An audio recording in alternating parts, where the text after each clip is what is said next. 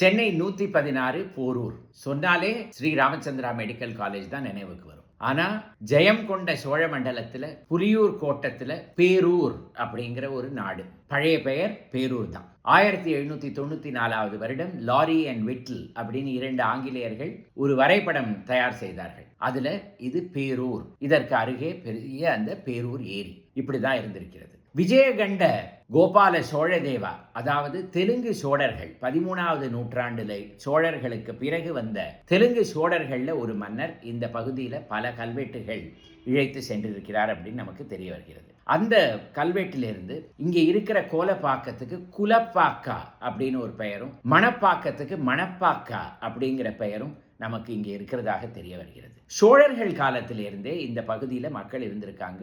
அதற்கு ஒரு எடுத்துக்காட்டு மாதிரி ராமநாதீஸ்வரர் கோவில் 12வது நூற்றாண்டுல ஒரு கஜபிருஷ்ட விமானத்தோட இங்கே இருக்கிறது.